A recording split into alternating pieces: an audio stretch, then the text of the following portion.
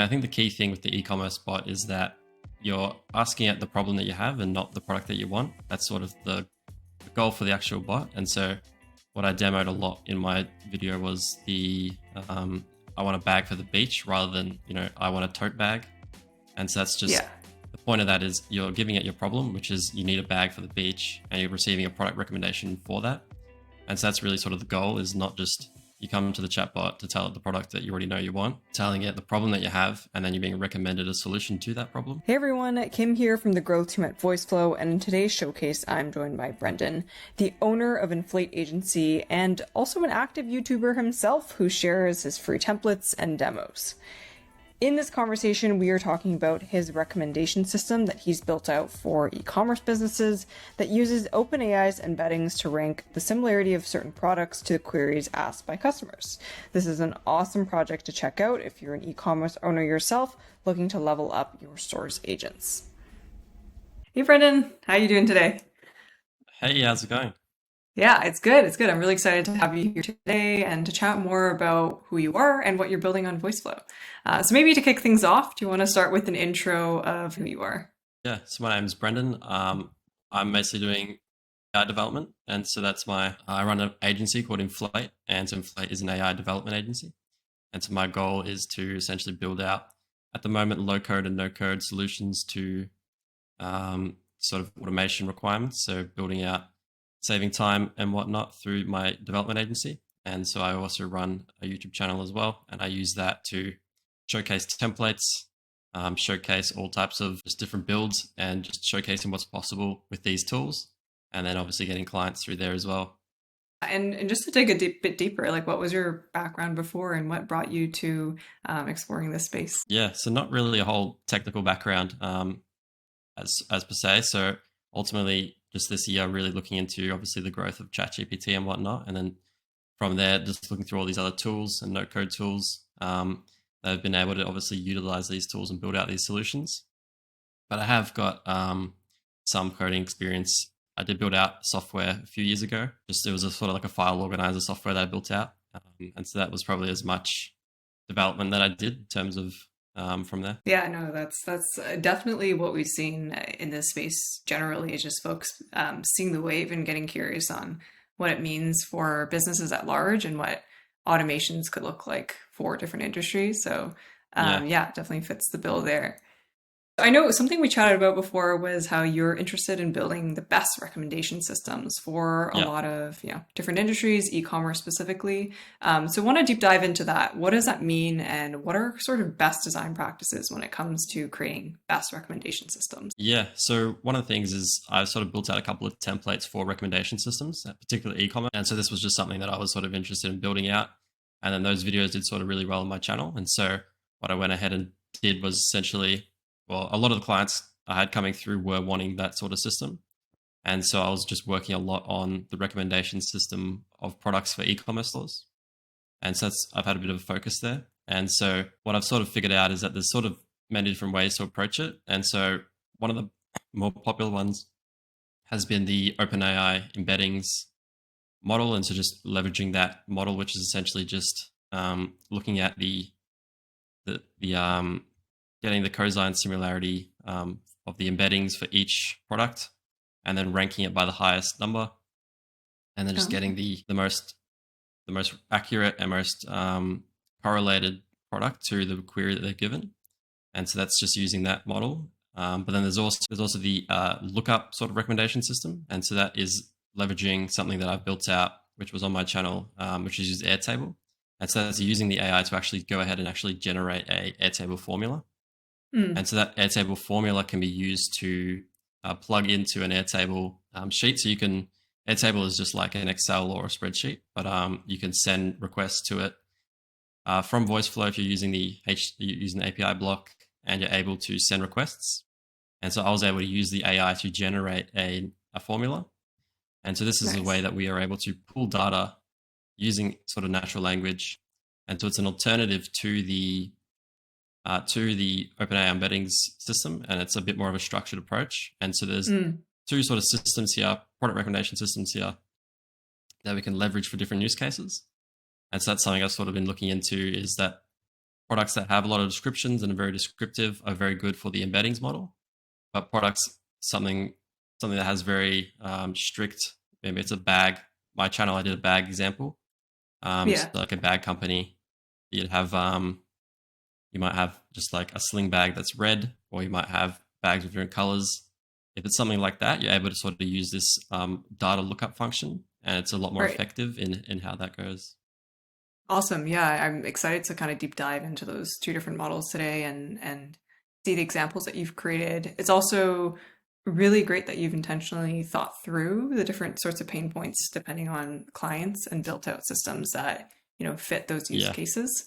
So yeah, just curious, even like when you were, looking to build a project within this problem space, what were common things that you've seen like a lot of e-commerce owners fall short of when it comes to creating like assistants and agents for their stores? Yeah.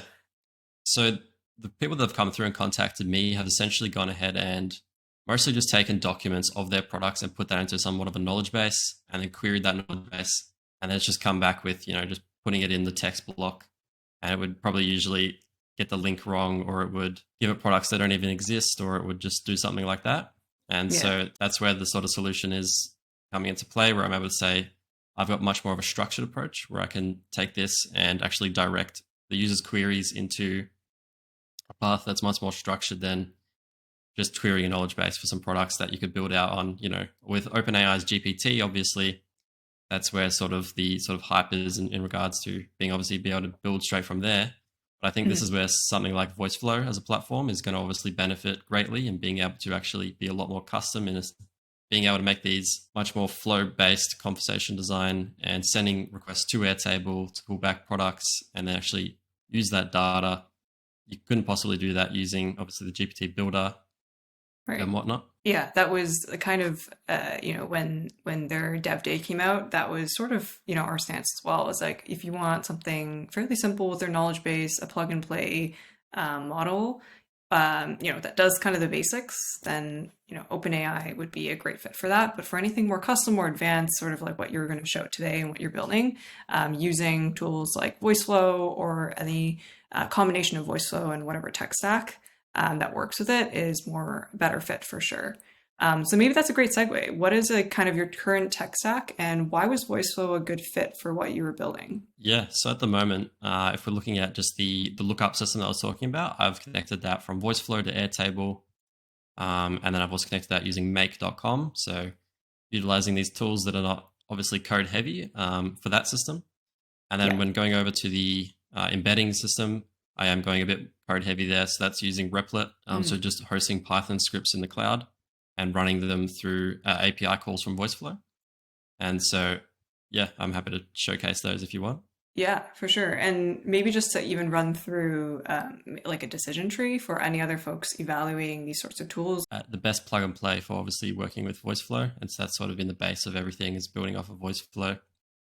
I understand that VoiceFlow wants to be the player in obviously the back end of sort of building out these AI systems and agents. And so obviously setting my ground as to putting VoiceFlow as the sort of base of things and building off there is sort of my sort of goal at the moment. And so obviously that it enables me to build out really anything I want. Obviously with the API block, and then going to Replit, I can run all types of Python scripts to run other automations that then triggers other automations and have this flow going. And so that's really been where I've been going from. Yeah, no, that makes total sense. And I'm happy to hear that on our side for sure. Cool. So maybe diving back into the use case that you're creating for. So you mentioned creating that e-commerce product recommender. Curious to know from what you've built, if there are any other use cases that you can see your project being applied to. Yeah, so there's probably quite a few in regards to other than just e-commerce. I know that I've also got people interested in property recommendation as well. And so that's pretty much using the same systems, but you're just swapping out the products for properties instead. And so you're just building out these systems where you can detail types of property. If you want 2 bedrooms and 3 bathrooms or whatever, you can just get that property to come through right away and whatnot. And so I think the key thing with the e-commerce bot is that you're asking at the problem that you have and not the product that you want. That's sort of the goal for the actual bot. And so what I demoed a lot in my video was I want a bag for the beach rather than, I want a tote bag. And so that's just the point of that is you're giving it your problem, which is you need a bag for the beach, and you're receiving a product recommendation for that. And so that's really sort of the goal, is not just you come to the chatbot to tell it the product that you already know you want, telling it the problem that you have, and then you're being recommended a solution to that problem. And so that's sort of the difference between utilizing the existing search system, which I think probably people still aren't really getting the difference between.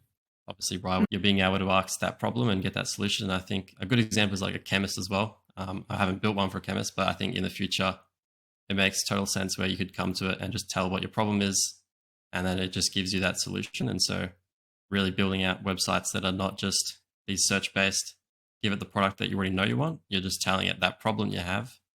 Come to the website, tell it the problem, and then get that solution right away. Yeah, no, I love your call out to that, because it also brings up the future of a lot of AI agents in general, where I feel like previously it's a lot more reactive in terms of why we have support agents or any sort of agents, digital assistants, chatbots on sites. But with a lot of the automations that we're seeing, people can build really proactive agents. And that's where you can start doing things like upsell motions. You can create customized experiences, and really, attract a really loyal customer base for any use case. So I really love that call out of going problem first for customers. Yeah. Yeah, cool. And so, yeah, have you been able to, I know you mentioned you've been able to demo this assistant to some customers. What have you seen as like exciting impact or results that they really like to see with your demos? Yeah, well, in particular, one client that had come through was sort of looking at building out a recommendation bot for just quoting products, because their business, they didn't allow people to buy the products through their store because they needed to get sort of quotes, and they needed to get a particular specification for each of their products for each of their customers. And so that just meant they couldn't have people coming along and then looking at the prices on the website.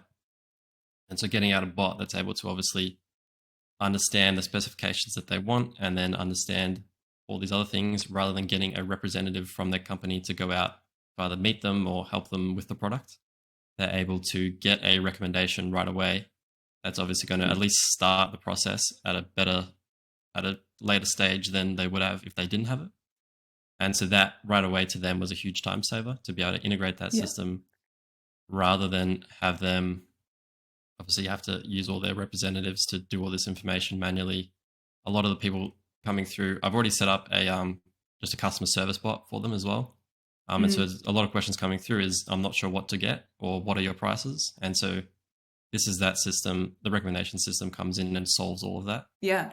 No, the other piece to kind of call out there is I remember chatting in a previous segment with Nick Oatswork from Rome Auto, who was creating an agent for his subscription car company. And he was saying that oftentimes he would pay thousands of dollars to hire third-party customer reps, and they actually wouldn't know as much about their product as anyone in their company would, obviously, because they're kind of working externally. So building AI agents really fills that great gap where you're able to continue to iterate and feed knowledge into your assistant, and they can handle, level 1, level 2 inquiries, or even do things like more advanced like product recommendations. So that's definitely a trend we're seeing. Yeah, I think in addition to that, also using the bot as just an assistant tool as well. So even if you're not at that stage to completely fully automate, you can even just use the tool as an assistant alongside. So the representatives can use this, get informed on the products if they need it at their disposal instantly. Totally, like an internal kind of tooling system. Yeah, or creating like an onboarding assistant, or being almost like an internal wiki for people to quickly search questions up. Yeah, cool. Exactly. Yeah, no, it's always really cool to chat through, the art of hospital with what everyone's made, because it definitely isn't only exclusive to e-commerce or support, right? Yeah. So yeah, that brings us to the segment where, if you want to walk us through your project, what you've built, and parts that you're most excited and proud of. So feel free to screen share. Yeah, happy to screen share. So this is ultimately the lookup recommendation system that I was talking about. So this is the recommendation system that connects to Airtable to generate a lookup formula and then just pull the data. And so ultimately it's going to have to go through it to sort of fully understand it, but I can just break down the sort of key parts of it. We're essentially just sending in a question to set an Airtable formula. So Airtable formula. And what we're doing is essentially using this big prompt here to generate a formula that is specific to products that we have in our Airtable base. It might be useful if I go and get that up. So yeah, this is a fake set of data for an Airtable base. And so this is just a set of bags. And essentially what we're able to do is send in a formula from here. And so we're just generating that formula. And so that formula will look similar to this, where it says and color could be equal to red, category equal backpack. And so that just means if the color here is equal to whatever color the user wants or the category, we're assigning these variables from the AI prompt. So we're able to pull back a list of products, however many products come back, based on just a natural language or just a natural question. And so we're able to process that data. This just processes all those sort of variables, and then we're able to display that in a carousel and have that as many products as we want. Cool. And so deep diving maybe into sort of the different components, is there any parts that you wanted to zoom in? Which parts of the project that you're most proud of? Yeah, I'm not sure what to really talk about. I mean, that was sort of the main thing. The formula was sort of the main thing. That was that pull back the responses. Yeah, and then maybe even the JavaScript steps there. So what do each step do in terms of parsing? Yeah, so ultimately this moves on from the formula all the way to the JavaScript steps, and the JavaScript steps are used to essentially just process that data. So once we pull the responses back from Airtable, it comes from a JSON response, and we're essentially just utilizing this code to pull out each of the name, the category, price, and just all those details. And then from here, it moves on to then separating those into its individual variables. And then we're then using those variables. We're just checking how many products it pull back, and then we're just displaying the series of products with their variables. And that way we're able to pull back products, but also display them obviously in a carousel rather than just text that you would regularly get from knowledge base. Yeah, for sure. And obviously the carousel is also great because you can also add the buttons, and the user can easily click into those products and shop them as well. So that's really awesome. Yeah. So coming off of this template, this is obviously just a free template that I released on my YouTube channel. So obviously with a real production ready build, you would want to pull back probably a bit more data to actually make it a bit more functional. So with visit product, obviously you'd probably be able to pull back the Shopify product URL. And so you'd be able to link this up and essentially just go ahead and say, go to the URL, and then you'd be able to just put in the variable for the URL that you pull back for each product. And so then you can obviously link it directly. The purchase button, you'd be able to link that up to a make.com scenario where you're able to link that up to Shopify to create orders, or you could even link that up to Stripe if you want to do payments, or you could do a whole heap of things, in add-ons to this. This is just sort of a base template that I released for free. So obviously from here as well, you could also, something that I'm working on building out and releasing on my channel soon is going to be actual sales assistant. And so that is going to be when you go on Shopify and you click on a product, it's going to recognize that you clicked on that product specifically. And so the purpose of that is when you click on a product, it's going to recognize you clicked on that product. And if you click on another product, it's going to keep recording the products that you've clicked on and keep collecting that data. And it's going to be making recommendations based on several products. And so it's going to really act as an interactive sort of sales assistant as you're going through. And so to do that, I'm going to be utilizing VoiceFlow's thing that they just released a global intent for clicking on URLs. So I'm going to be able to recognize when URLs are changing and when action is happening on a website, so that I can make this a very interactive experience that is constantly being fed data from the website in the chatbot. And so that's something that I'm sort of working on to sort of upgrade this into a much more sort of advanced system that's not just recommending it when you ask for it, but constantly following along with the web experience that you're going through. Yeah. It kind of goes back to that proactive call out where if you had like a counter, if user, visited product page X times, then recommend this or similar products. So that flow would be so, I think, huge for a lot of e-commerce owners to be able to increase their conversions and also capture early intent of users browsing their site. So that's huge. Yeah, I'll be probably releasing that on my channel sometime. Nice. Yeah. So that'll be a good demo to go through. For sure, yeah. And so anyone watching this, for sure, check out Brendan's YouTube channel. I'll definitely link that in all the description and comments below. So excited for that. There's another thing that I'm releasing soon. So I'll be doing a Shopify integration video with a step-by-step Shopify e-commerce bot sort of video. And so this is what I'm going to be using to update, delete products, and create new products within Airtable, pulling this from Shopify. And so this is a flow that allows us to take that request. The iterators essentially just take a big array and then just send the products through one by one. And that's able to search through Airtable to look at the products that are in there and then compare that against the products that are not, if it needs to add products, delete products, or change products if there's information that's changed. And so this way we can just fully automate. The Airtable products are directly connected with Shopify and there's nothing that you need to do manually. And so this way we can then, once you plug this in, you'll be able to plug that into the system that I built out here, where you're able to do product recommendations with the Shopify products. Right. Yeah. No, it's a lot more native for a lot of e-commerce owners, and also could unlock that use case of building internal tools more easily, because someone on the team could be like, looks like we have maybe a duplicate of our product, or this product's not doing so well, so they can automate editing their inventory or making changes to their product descriptions too. So that's really awesome. Yeah, exactly.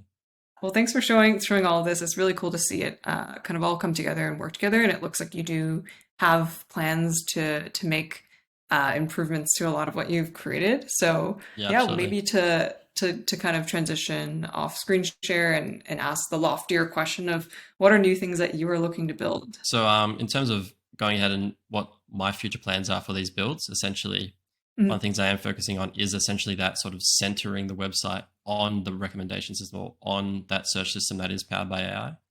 And so that really is sort of the ultimate goal, I think. If you're able to just go to a website and ask what you want and get what you're looking for, that's sort of the ultimate user experience from the customer's end as well as the business's end, because you're not wasting time there and you're getting exactly what you need, and the business makes that sale right away. There's no reducing bounce rates significantly by centering an AI assistant as the front page.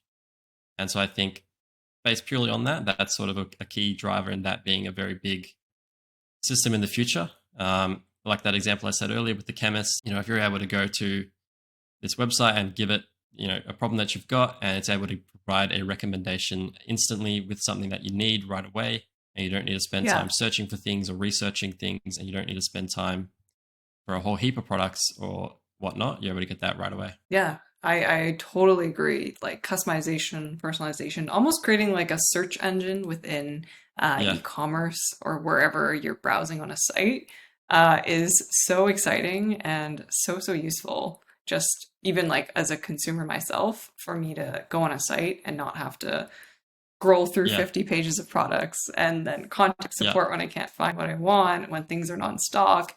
So there's so many different problem areas even within one industry that can be solved with AI agents. Yeah, exactly. I think that system combined with that is sort of, again, moving on to what is really powerful and being able to, if you add a product to your cart, it knows you've added it to the cart. The actual chatbot knows you've added it to the cart.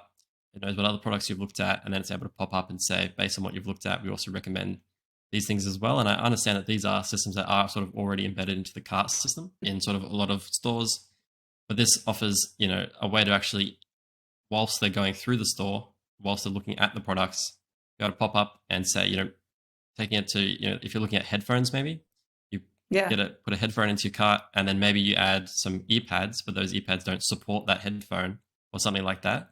The bot is able to understand that you've added two incompatible, products to your cart. And so something like that, where it's really analyzing the data, right the way, all the way down to what there is. It's able to make these recommendations that are, as detailed and data driven as possible. Right. Yeah. And just imagine what you could do even with like discounting, like if you know that there's a user who's been a repeat on your site, 3-4 times, and they've added this product. Maybe it just needs that extra 10-15% welcome back promo and for them to convert. So the data is like, I think, gold for a lot of merchants to be able to think through what kind of tactics and strategies they can use to optimize their stores.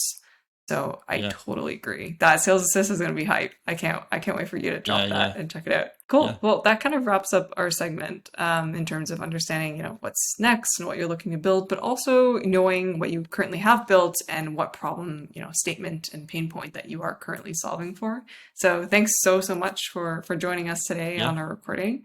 It was so great getting to know you and all the awesome stuff you're building. So for anyone else watching, again, shout out to Brennan and check out his YouTube channel where he has deeper dives into everything that he shared today, and also he's teased already. So yeah, thanks so much, man. Yeah, thanks for the invite. Happy to spill some of my experience and what I've done and whatnot. So yeah, check out my channel if you want. I've got a bunch of free templates on there. That's sort of what I sort of specialize in, just checking out stuff for free. So if you want some free templates, check it out. You get some stuff there. And yeah, I'll be releasing some more stuff in the future. Awesome. Okay, cool. Thanks so much.